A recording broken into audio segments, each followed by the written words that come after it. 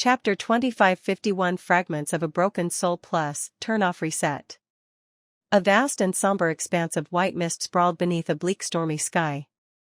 The surging storm clouds were heavy with rain, ready to explode with thunder and lightning. The sea of white mist was restless, flowing on the currents of ghostly winds. A pale light was suffusing the clouds and pouring onto the misty sea below. There, in the tempestuous sky, 7 radiant spheres were shining like suns, their cold rays falling through the tears in the veil of the storm. It seemed as though vague symbols were carved into the surface of the pale suns, hiding beneath it like shadows. A man was sitting on the surface of the sea, surrounded by mist, looking up at the silent tempest.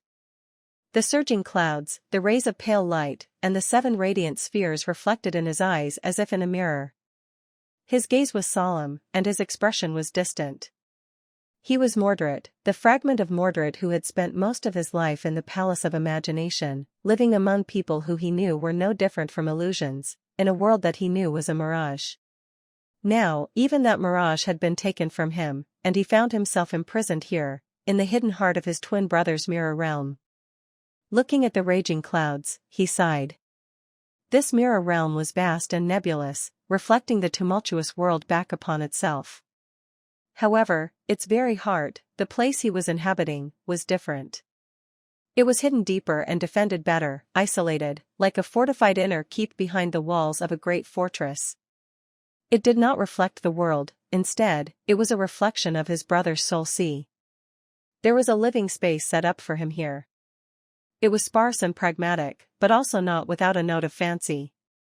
His brother must have collected various items and amenities in preparation for their eventual reunion in the span of many years. Some of them were opulent and luxurious, worthy of belonging to a member of the most affluent legacy clan. Some would fit a mundane soldier better.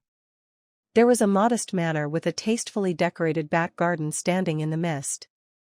There was a massive military APC and camp kitchen set up in the mist nearby, as well as several alloy water tanks. There was a vast library full of books, writing and calligraphy utensils, elegant tea sets, and a large storage of varied food supplies.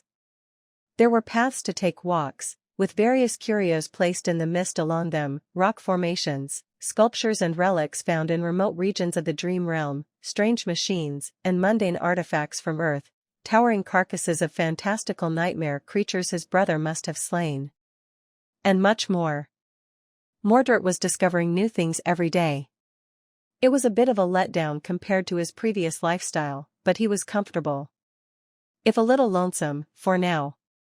After all, his brother did not have time to visit at the moment.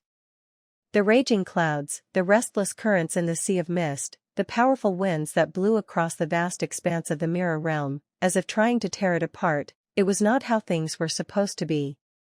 Instead, it was a sign that his brother's soul was under assault. He was at war, fighting for his life. Even the innermost part of his mirror realm was in a tumultuous state, its walls trembling, so there was no saying what kind of fury and devastation was reigning outside. As Mordred looked up, subtle cracks appeared on the surface of one of the 7 suns. Malignant tendrils or revolting darkness spread in those cracks, marring the radiant surface of the sphere and consuming it from the inside like a tumor. Before too long, the light of the soul core dimmed, and it came to resemble an appalling, diseased star that seeped grotesque black tears. A moment later, the soul core shattered like glass. A rift opened in the sky, and its shards were forcefully expelled, taking the mass of spreading darkness with them. The winds howled, and the mist surged. A twisting white pillar ascended into the sky, connecting the vast sea with the furious tempest above like a twisting tornado. As more mist poured into the clouds, a new, pristine soul core was slowly formed to replace the shattered one. That was a reflection of his brother's soul becoming infected with corruption. He had torn one of his soul cores out, callously mutilating himself, to prevent the corruption from spreading. Then, using the vast reservoir of power he had absorbed after slaying the Castellan, he created a new one. This way, the Prince of Nothing saved himself. But it was of little use. Because before too long, a different soul core dimmed, rotting with vile darkness. That one was shattered and expelled, as well, and a new one eventually took its place. The somber expanse of his soul serialed, the white mist surging under the assault of cold winds. This was not the first or second time Mordred had observed the dreadful spectacle transpiring in the sky above him, and it wasn't going to be the last. This battle had been going on for days. For now, his brother was managing to balance the price of continuously sacrificing parts of his soul to carve out corruption, but how long would it last? He had gained a great deal after absorbing the essence of the Castellan, but that stolen boon was not endless. The sea of mist was overflowing for now, but it already seemed thinner than it had been before. What would happen when it vanished entirely, revealing the still water beneath? What would happen when Mordred saw a flawless reflection of the tempest above on the placid surface of his brother's soul sea? What would happen when even the storm clouds vanished? He was worried. He was restless. He wanted to help. But what could he do? Mordred was merely an awakened, after all.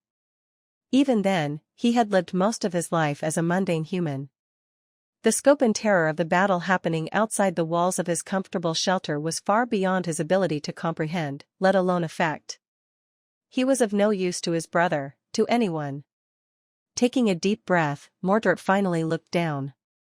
Then, he closed his eyes and concentrated, a resolute expression appearing on his face. Nothing happened for a long while. And then, a tiny tendril of white fog slowly rose from the surface of the misty sea, being drawn to him by some invisible force. Some time later, there was another. Soon enough, dozens of thin streams of white mist surrounded him, being slowly absorbed into his body. Mordred was not as capable as his powerful, dreadful brother, but at the core of their being, they were the same person. So, he could become someone capable, as well. The Eastern Quadrant had been one of the 4 great strongholds of humanity once. It was perhaps not as large and populous as the Northern Quadrant, but hundreds of millions of people still called it home. Now, mere years after Antarctica had fallen, Australia itself was on the verge of being consumed by the powers of corruption. The difference between the two was that while the Southern Quadrant had fallen to an endless tide of monsters birthed by the chain of nightmares, the Eastern Quadrant was being devoured by a single, insidious abomination.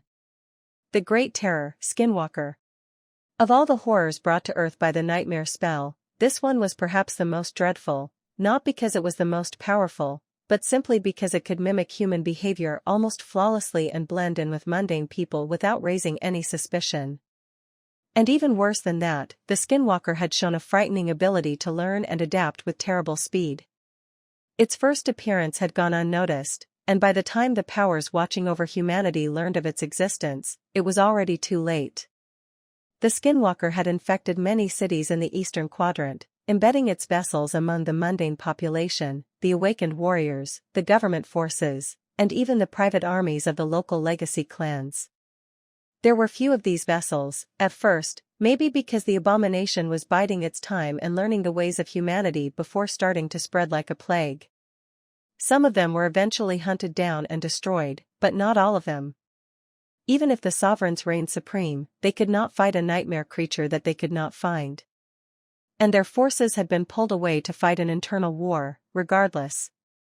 By the time the original sovereigns had fallen and changing star of the immortal flame took the throne of mankind, it was already too late.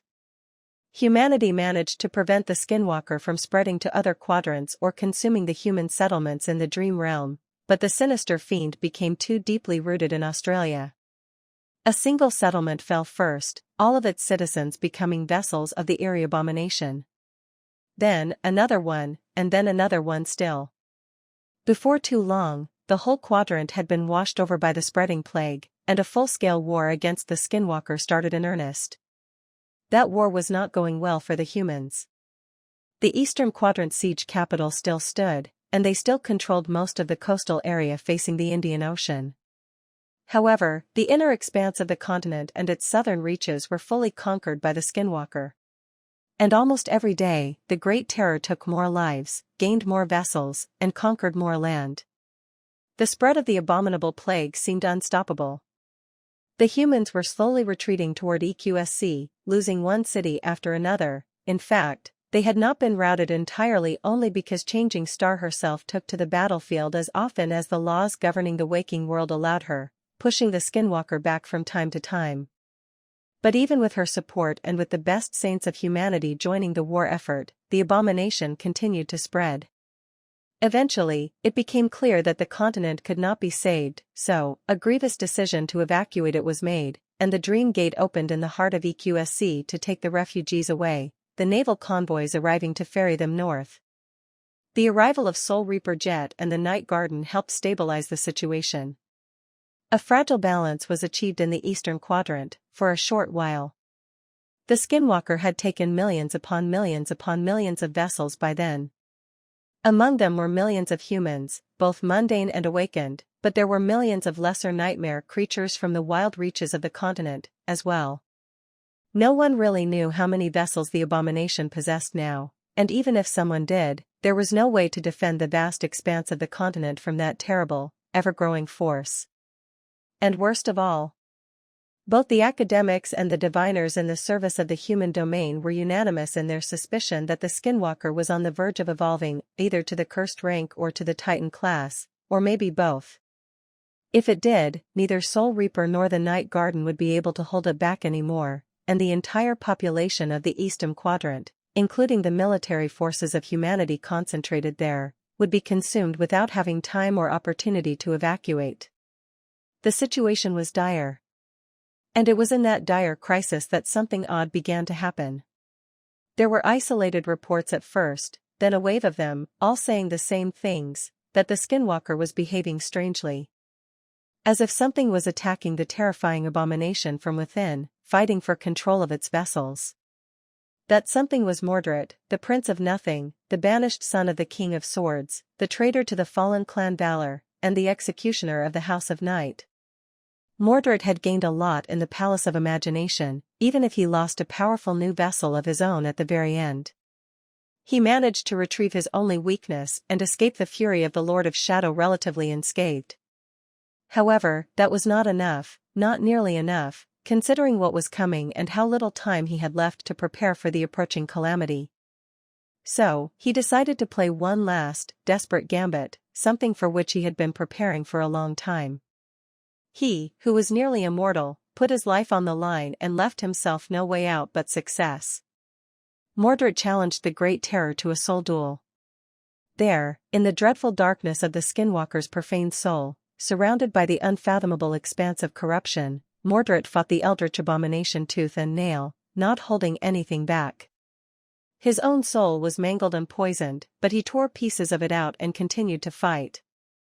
And in the process, he did something else. His own daring, impossible act of defiance.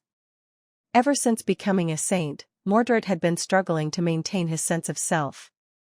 Unwilling to become a demented and broken thing like the Soul Stealer, he limited the use of his transcendent ability to only separating himself to inhabit a handful of vessels, a dozen or two, at most. Now, he abandoned all caution. Mordred needed to splinter a fragment of his soul to create an independent incarnation, so now, he shattered himself into a million pieces. He, who had always dreamed of becoming whole again, tore himself apart completely. That was the only way for him to defeat the Skinwalker. Because with each vessel Mordred stole from him, the power of the eerie fiend lessened a little. In a sense, trying to keep his shattered self from crumbling was as difficult as battling the Great Terror, no, maybe more so. That was the limit he had to overcome. Mordred's and the Skinwalker's horrid, relentless, unseen battle lasted for a long while. Hours turned into days, and days turned into weeks. Each of his soul cores had been destroyed and reforged anew many times. The pool of power he had absorbed in Mirage City slowly exhausted itself, and then ran dry completely. That was when Mordred finally broke through his limit. He destroyed the Skinwalker and took over all of its vessels, millions of human vessels, and millions of nightmare creatures. And somewhere along the way, Mordred became the seventh sovereign born from humanity, and the third one to attain supremacy without the help of the nightmare spell. However, his domain was unlike those of the other six. That was because Mordred had no citadels, no territories, and no subjects. His reign was not founded on anything, and he ruled nothing, only himself. With his millions of vessels, Mordred was like a nation in and of himself, self-sufficient and self-reliant. Depending on nobody, beholden to nothing. With no weaknesses the Dreamspawn could exploit. As the sun rose above the devastated eastern quadrant, the world welcomed a new sovereign. Of course, his emergence caused a great stir among other powers governing the dying world. Now, unexpectedly, they needed to decide how to deal with the new king. The King of Nothing. Chapter 2553, A Monster with 10,000 Heads Plus, Turn-Off Reset. The graceful silhouette of the Ivory Island drifted among the clouds above Bastion. Contoured against the golden sun, it looked both beautiful and peaceful from the ground. However, the atmosphere within the walls of the Tower of Hope was far from tranquil. In fact, it was tense and somber despite the suffocating power of the 5 people gathered in a spacious council room on one of the great pagoda's 7 floors. Sunny, Nephice, Cassie, Effie, and Kai were seated around a table, wearing grim expressions. Cassie was talking, and the more she said, the heavier the mood in the room became.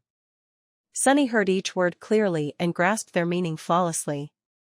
At the same time, he found himself getting distracted as his newly altered mind spread far and wide, absorbing thousands of different perspectives with the same degree of focused clarity. It was a strange state of being, and one he was still failing to get used to. The reason for his current state was, of course, the fragment of Weaver's lineage he had collected in the Palace of Imagination. Mind weave. No wonder I was out cold for so long. The 4 previous fragments had put him out of commission for a short while and caused him indescribable agony. Absorbing and assimilating them had been a torment, but the mind weave was different. Maybe it was because it had altered his mind on a fundamental level, or maybe it was because the suffering had been too great to endure even for someone as used to pain as Sunny, but he simply passed out as soon as Weaver's awful reflection fused with his own. So, he did not remember experiencing any pain at all. That was a wonderful boon, without a doubt. However, Sunny had remained unconscious for 2 weeks as a result. The chaos his absence had caused was significant.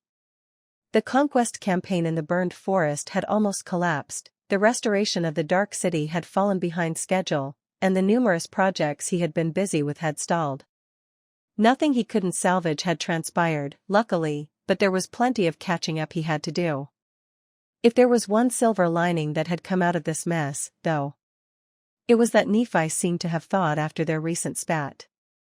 In fact, she was more attentive to him now than she had been before, albeit in a subtle way, which secretly pleased Sunny a great deal. The body of a sovereign was enormously enduring, meaning that a few weeks of coma were not going to harm it in any way, so, Nephice had not really nursed him back to health. But staying by his unconscious body for many days, not knowing when his condition would improve, must have rattled her quite a lot, or at least forced her to put things into perspective. No, not even an unconscious body. With Sunny out cold, his incarnations were released and reverted back to being independent shadows. That must have been even more difficult for Nephice to endure. As a result, the distance between them disappeared, almost making it seem like there was no disagreement between them. Almost. Sunny sighed slightly. In any case, he did come back to his senses eventually. And when he did, the world was quite different from how it had been before, or at least Sunny perceived it differently from how he had before. The difference was so startling, in fact, that he had spent a few more days entirely disoriented. It was difficult to describe the tectonic shift that had happened to him with words. Mindweave did not exactly make him smarter, wiser, or more intelligent. However, it did increase the volume of his mind immensely, making it seem almost limitless. Sunny was not unfamiliar with this trait, since he had achieved something of the sort himself over the years. First learning to perceive and process the world from both his own point of view and that of his shadow, then slowly expanding the scope of his mind to encompass all of his incarnations while at the same time learning to cope with the increasing reach of his shadow sense. Later still, his mind expanded even more, adapting to receive sensory input from all the shades of the Shadow Legion and every member of the Shadow Clan. Sunny had always perceived what transpired around them passively, most of the conduits of his perception simply blended into the background, but he could bring dozens of them to the forefront at will, even hundreds, if he really tried. He had thought that to be quite an accomplishment at the time. Now that he had mind weave, though, he felt that his previous achievements were merely child's play. As soon as Sunny regained consciousness, he had been assaulted by a crushing avalanche of sensations. The strangest thing, however, was that he had not felt crushed. Instead, he was suddenly able to clearly perceive and concentrate on each of these sensations, as if he was a mythical monster with 10,000 heads and 10,000 arms. Or would that be 20,000 arms? In any case, Sunny had been quite startled. Read on lightnovelworld.org. And ever since, he often found himself getting distracted, but also not distracted at all. It was not that he could not concentrate on something while concentrating on 1,000 other things at the same time, it was just that he sometimes failed to put meaning into any one point of view while simultaneously perceiving countless others with the same intensity. His mind was drifting. Was this how gods felt, I wonder? Only on a much, much vaster scale. There were benefits to having a mind spacious enough to encompass limitless inputs, of course. Sunny's control over the Shadow Legion had increased tremendously, for example. His ability to envision and execute impossibly complex and intricate patterns while weaving had taken an enormous leap, as well, so much so that it felt like he had been crippled before, and was only now experiencing weaving as it was meant to be. He could pay much more attention to each member of the Shadow Clan, too. But, still, Sunny was somewhat uneasy. He was having a bit of trouble maintaining his former way of thinking in this new, startling reality, and he was not sure that he was meant to. Sunny felt more distant from the mortal man he had once been now, and that feeling slowly grew. But wasn't that exactly what Yuri's had told him had to transpire as one approached apotheosis? Talking to Nephi's and especially Cassie had helped him, somewhat. Both of them were experiencing their own version of that strange process, albeit not quite on the same scale, Nephi's because of her domain and the sun god's lineage, Cassie because of her aspect and attributes. But it was still a big adjustment to make. Oh, and he had been quite busy ever since regaining consciousness, putting Mindweave to the test. Sunny? He remained motionless for a few moments, then raised his head and looked at Cassie. Yes, I am listening. She lingered a little, then nodded. As I was saying, the investigation into the Church of the Moon has produced quite concerning results. Let me share the report. Sunny had been able to sense what his other incarnations were doing in Mirage City.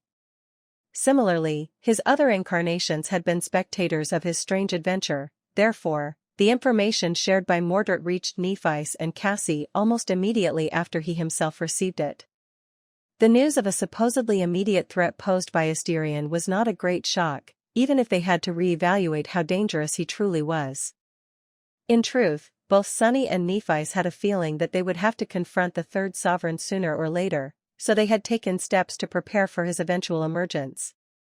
Mordred's warning came mere days before their own network caught the traces of the dream spawn. In fact, if not for the chaos caused by the winter solstice, they would have received the report containing the first clues even earlier.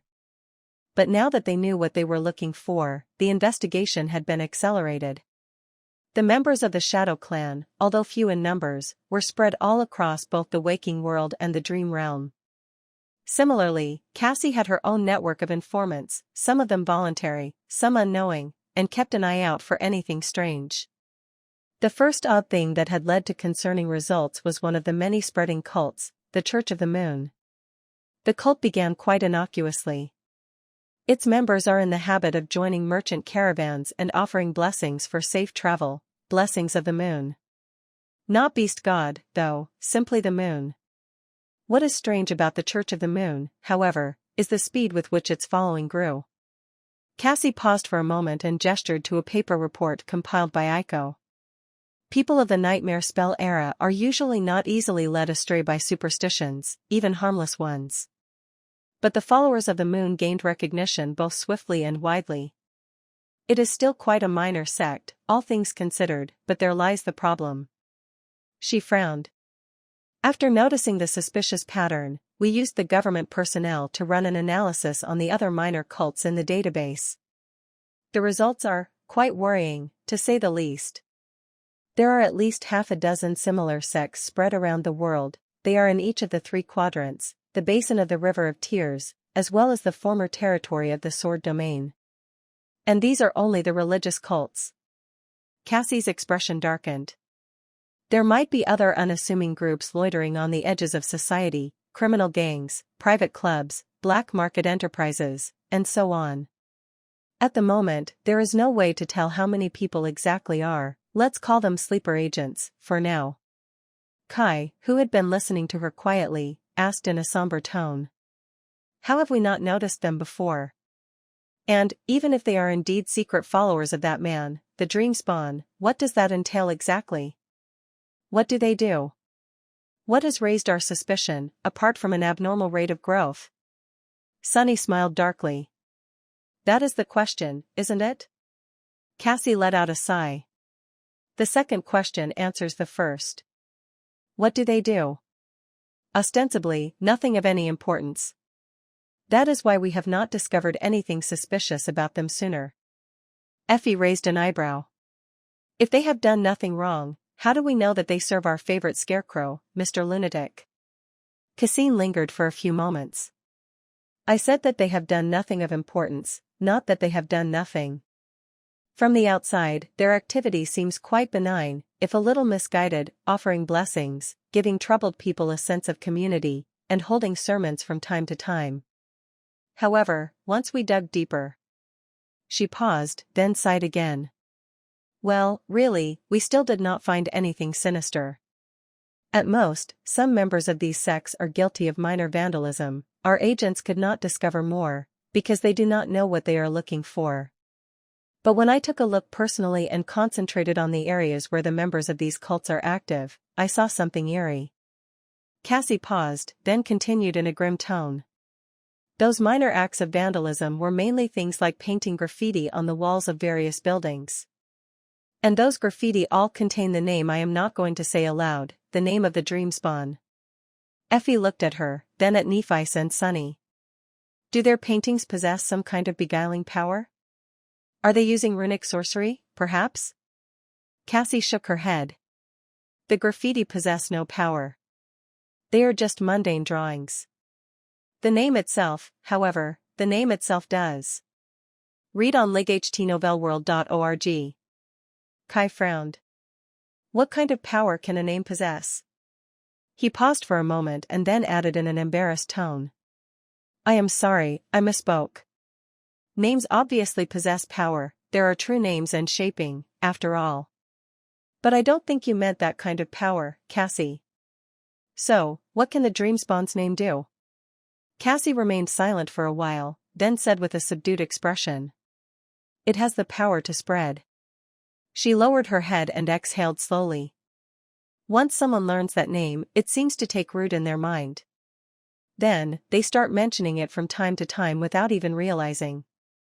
And while that in and of itself does not seem too worrisome, the frightening part is that the name spreads like a virus. Anyone who hears it becomes a carrier, as well, and therefore, helps it spread further. Her expression turned grim. We caught it early enough, so the virus has not spread too widely yet. This is the good news. She did not seem too happy, though. Cassie lingered for a few moments, then added evenly. The bad news is that there are no countermeasures. We can destroy the graffiti, but the Dreamspawn's name has already been seen or heard by countless people, and we can't destroy people. Or rather, we won't. There is no way to identify all of the hosts, anyway. Nephi nodded silently. Cassie turned her way briefly, then said.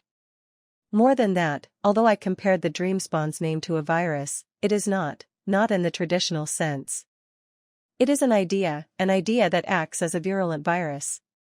And therefore, there is no cure that we can come up with, no vaccine, no easily reproduced way to treat the infected.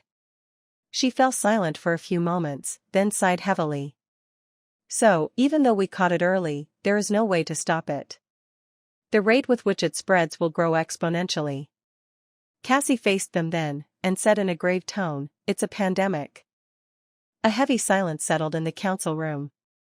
No one spoke for a while, considering her ominous words. Eventually, Effie leaned back and rubbed her temple. How troublesome. She sighed. What about us? We all know his name, are we infected, as well? Cassie shrugged. It is difficult to tell. From what I have been able to observe so far, not everyone is susceptible to his influence equally. The more powerful a person is and the more mental fortitude they possess, the less frequently they mention the name, which can be seen as them resisting infection. However, there is a difference between resistance and immunity. We also don't know if they are resisting the infection itself, or merely a symptom. F grimaced, dissatisfied with the answer. And that's the problem, isn't it? We just don't know enough, we hardly know anything, really. Qisong and Anvil were too thorough in eradicating any and all knowledge about the dreamspawn from the world. Hell. She looked around the room and said in a somber tone.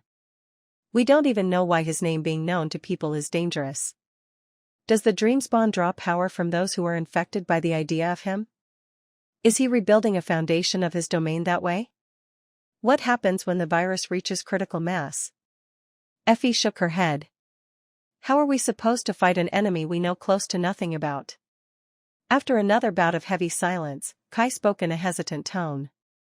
Still, how dangerous can that man be? Sure, he is a supreme inheritor of a divine lineage, maybe even several of them, if Mordred is to be believed. But he is not a wielder of a divine aspect, unlike Nephice and Sunny. More than that, he has been sealed on the moon for 2 decades. It is already a miracle that he has survived for that long, so how powerful can he still be? Even though the question was not directed at Sunny, and his flaw did not force him to answer, he still responded. Let's not get careless. It does not matter how powerful we are, power is merely a weapon. And just like a weapon, it won't save you unless drawn and pointed at the enemy. Truthfully, Sunny did not think that Asterion could contend against him and Nephice in terms of power, either of them, let alone the two of them together. However, raw power was not a universal answer. One had to express the power they possessed shrewdly to make use of it, even then, 1 second of complacency could spell disaster. And further still, there was always someone or something that countered your aspect in the vast and dreadful world of the nightmare spell. A bad matchup could bring down even the strongest beings, awakened and nightmare creatures both. Sunny knew all this better than most because he had triumphed over numerous foes who were far more powerful than he and should have utterly crushed him. So, he was not going to underestimate Asterion. Especially not after seeing how spooked Mordred was by his former caretaker. Calling the dreamspawn his guardian would have probably been too big a stretch.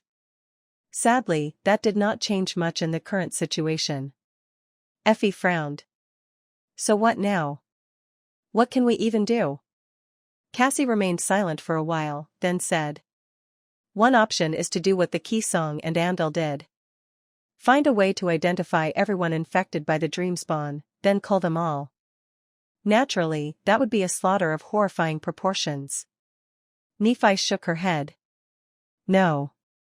He looked at them and said in her even, dispassionate voice. We are not going to slaughter thousands, or maybe even hundreds of thousands of innocent people. If we do, we would be no better than Song and Valor. What was the point of overthrowing them, then? Sunny studied her silently. Behind Neff's calm facade, she was actually a person burning with passion, more than anyone he knew, perhaps. Nephice wanted to conquer all nightmares and destroy the nightmare spell with a passion so fierce that it bordered on obsession, so, it was easy to overlook the rest of her behind that blazing ambition. But Nephice herself was never blinded by her incinerating desire. Even though she was pursuing it with obsessive persistence, for her, the end never justified the means. Sunny had learned it many years ago, near the crumbling gateway of the Crimson Spire, that Nephice did not simply want to destroy the spell, but also did it in a way that she considered right, without compromising her values.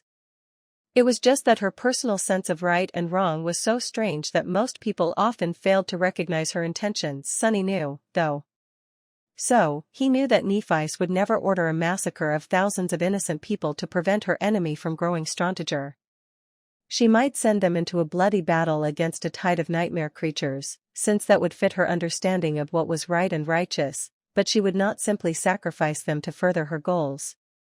That conviction was what made her so strong, but it was also something she lacked when compared to Anvil and Qisong. A limitation that, if exploited, could be turned into a weakness. Was that what Mordort meant when he said that we have too much to lose? Sunny was troubled. The Dreamspawn has not even revealed himself yet, and it already feels like our hands are tied.